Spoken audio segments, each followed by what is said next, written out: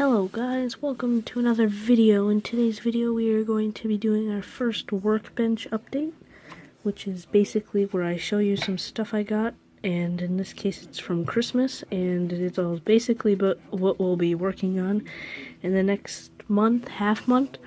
So everything is going to go on this turntable. Everything here was got at Ryder's Hobby Shop in Grand Rapids, Michigan. So let's start off with this. So this mirror thing you see here is a turntable. It can't turn fully because of the aircraft carrier, but it turns. And I'm going to put some stuff on there for you guys. And basically, it'll be what I have, and I'll explain it. So let's get into it. Alright, so the first category that I'm going to be going through is the utilities. And to start off, I have 3 of these metal clamps. They stick onto plastic really well. They're very soft. They're meant for this kind of thing. Picked them up relatively cheaply. Just got 2 of those. The next thing I got was actually not even at the hobby shop. It was at Myers. And it was 4 brushes from my favorite company, Royal and Line Nickel. They're really cheap for how good they are. They're $3.99. These are camel hair, and they're pretty big. These are like the ones you'd use for planes and tanks and boats.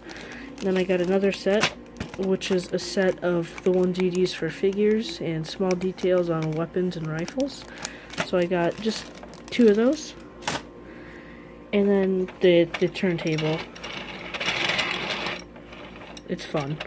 And then I got 1 of each of these Ryder's Hobby Shop files. They're to sand down the joints, as all of us know. So that's the first category. The second category will be like, I don't know how to put it. It'll be like sharp objects. So this is the next thing I picked up at Ryder's Hobby Shop. It was medium price range. It is a very nice, hard X-Acto knife case. And you open it up and it reveals 1 blade of every assortment that there is.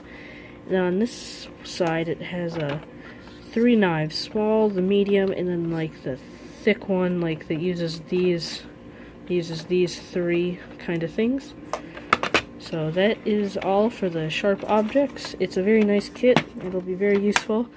It'll be very useful since my other X-Acto knife that I got cheaply right here, it's like this easy like one where it pops in and out.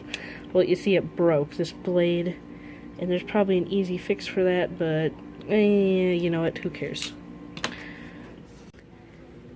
The next thing I got is the Imperial Japanese Destroyer Anime. It's really hard to pronounce that, so I'm not even going to try. It was made in the 1930s and was sunk in 1942. There'll be an unboxing and review video on this coming out pretty soon, because I can't wait to build it. So this is probably the main part of what I got for this Workbench update. It is the Tamiya 1700th Waterline Series Aircraft Carrier Tahoe, which means the Great Phoenix in Japanese. I already have it completed and I've started painting it. Here, I'm going to show you guys some of the decals. So there's some of the decals right there. Pretty nice for Tamiya. And I'm just going to pull off 1 of each plane. You get some dive bombers, some torpedo bombers, and then some just dive bombers right there. And there'll be like one of these like just like grand displays of that coming on later. It's probably the main thing of this build, and I love it. So there is that. IGN Tahoe, folks. So starting on this side of the paint tray, these are all the paints I got. Had to get a lot, buy in bulk. So this is XF12. This is Japanese Navy Gray. It's used for, like it says, the Japanese Navy. Now this is Imperial Japanese Navy Gray.